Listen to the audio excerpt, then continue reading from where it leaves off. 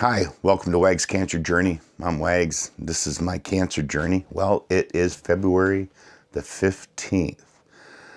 6 in the morning. It's 6:52. Sun's just coming up. Let me give you a quick look at that. That's what we got going this morning. Anyway, it's the 15th of February.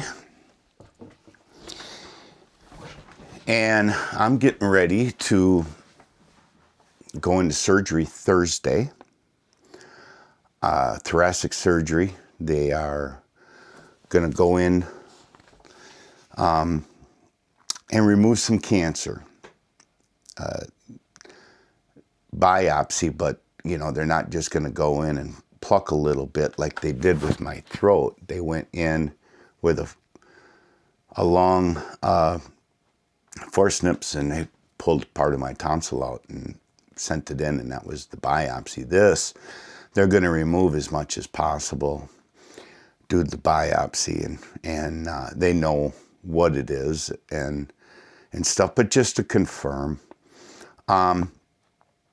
So the last video I put out, I had talked with my radiation doctor, Dr. Burr, and he sent me over to thoracics. Well, and Dr. Burr kind of explained to me what they were going to do, put an incision here, go down behind my chest. So I get to the thoracic surgeon, another real bright guy. It's apparent that that's not how this is going to happen. They're going to do things a little differently. And he told me, don't blame Dr. Burr. He doesn't work in thoracics. So they explained to me what they're going to do. And last video I explained a little bit about VATS, with video assisted thoracic surgery. And that's exactly what they're going to do. They're going to put 3 incisions, open up my ribs, go through, deflate my lungs, go through my chest cavity over to where the cancer is in my chest and the aorta's around it. And yes, I did tell them to make sure they take a picture of the heart. There's a few people out there that I'd like to be able to show proof that I have one. So they're going to go in and remove the cancer. They're going to do the biopsy and remove as much of it as possible. And they told me that they've had a lot of success getting rid of the cancer, and then we're going to follow that up with radiation. And then those pills I told you about is possible as well. A lot of information they threw at you at one time. So, excuse me, I'm having coffee yet.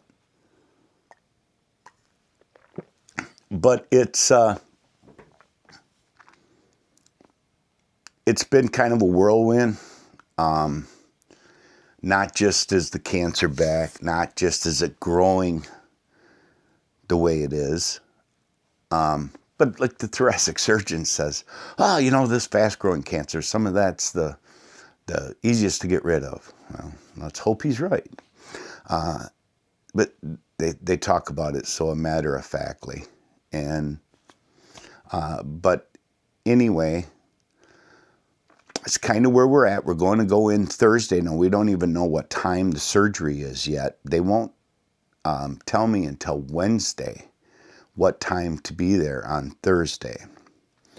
I have a ton of affairs I still need to put in order, because there's no guarantees in this surgery, as anybody that's gone under the knife knows. And I don't like the idea of doing it any more than I have to, but the alternative stinks. So I guess we're going to go through with it. Going to be pretty painful for a while because they're bouncing these instruments off your ribs like a xylophone, and it's going to hurt. Not to mention them going through it. So it's going to feel like a lot of broken ribs. There's some recovery time to that. So, and then we're following up radiation. Now, I was hoping, excuse me, that I could cram all this into 3 weeks to a month. But that's not likely because you got to be so still with radiation. They had that mask on me for my throat. Well, now that the cancer's down here, most likely, and I'm speculating, new mask, but it's going to go over my chest area to pin me down so they can do the radiation in the same spot day in and day out. Well, you've got to be in a certain comfort level before you can even do that. You can't just go in there and be miserable with pain from the surgery yet and then expect to lay there still while they do their radiation. So there's got to be some healing time, and then there'll be some radiation. But only 3 weeks, according to Dr. Burr. And I got to laugh. I mean, he's rattling all this off, what he wants to do and how he's going to go about doing it and to try to get rid of this cancer. And he says, "Is that all right?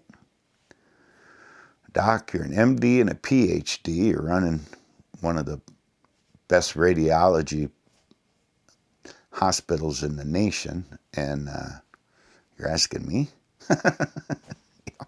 Yeah, it's okay. You say something, yeah, I'm going with it. So that's kind of where we're at.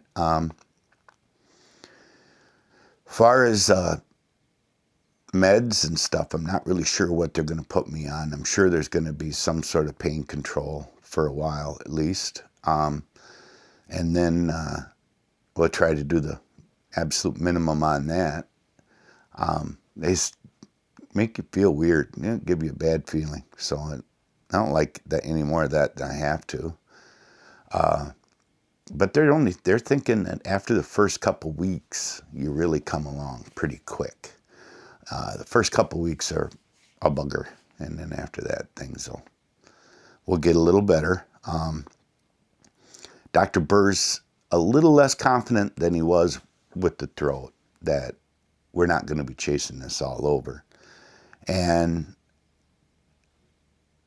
he's, again, very matter-of-factly, very, here's what you've been dealt. This is what we're going to do to try to combat it, and that there's no guarantees. And it's pretty apparent that there's no guarantees. So we're just going to keep fighting the fight. I've got such a good team down there helping, and they generally care. They really want to see you better. And everybody from the lady signing you in to the surgeon himself, I mean, and everybody in between. It's really, really been good. And then my team out of the hospital, I got a great bunch of ladies that are in my corner that are always trying to help.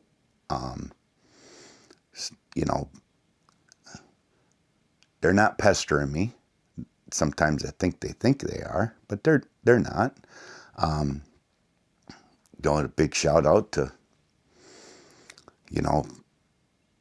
Darlene's always been there, and Amanda's been there, and Amanda's mother's been there, and I got a card from her the other day, and Barb, and I just getting a lot of thoughts and prayers from everybody, and it's huge, and I absolutely couldn't even remotely do this without Jerry. She's been in my corner, and she really concentrates on what the doctor says. So we got a second set of ears and a second set of eyes, and she's gone as far as to record so we could listen to what the doctor says later.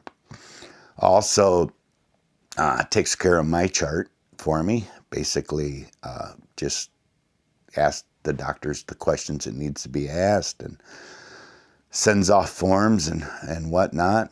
If I could just get her to haul feed now, we'd be okay. But other than that, everything, I feel very run down. Like I said in the last video, you forget that your body's fighting this without surgery or chemotherapy or radiation or the pills they give you. Your body's still fighting this, and it drains a lot out of you, and I mean a lot. I'm gonna be pretty happy to park that truck. It's kicking my ass. I don't know how much longer I can do it. So I got to get rid of this cancer. I got to get rid of it. It's been too long not feeling good. You get a false sense of feeling good because of the medicine they keep you on. And they're really wonderful at telling you that you're doing a good job. But it really starts to wear on you. That just day in and day out, you don't feel good. And people expect you to be you. That's all. They just expect you to keep doing the things that you always did. So at this point, I'm pretty much off aspirin. Yeah, I take a baby aspirin every day. Ibuprofen. I'm taking my Xarelto half a pill a day, yet nothing that's going to thin out my blood. You know, coffee. Coffee's good. Again, excuse me. Got my grandkids on my coffee cup. My daughter gets it for me. She's going to have to get me a new coffee cup for Father's Day because she's pregnant with another boy. So I'm going to have 4 boys, grandkids.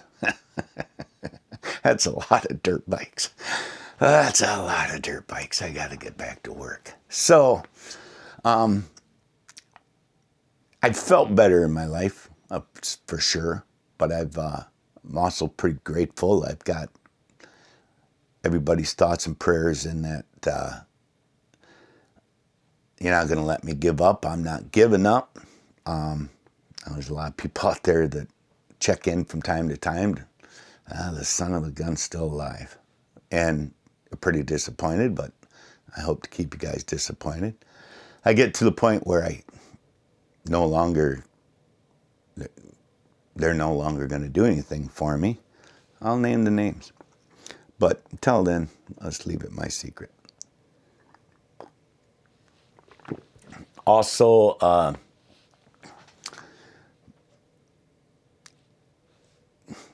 I'm not going to be in the hospital long. The other thing that they've mentioned to me, I thought they told me that it would be 3 to 5 days. Now they're saying overnight. So there's no reason for anybody to come to the hospital.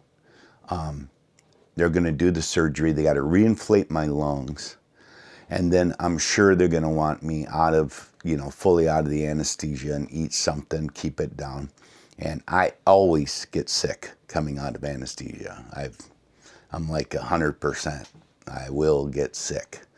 So we'll see how that works. That's always a pleasure. I've had staples all the way up.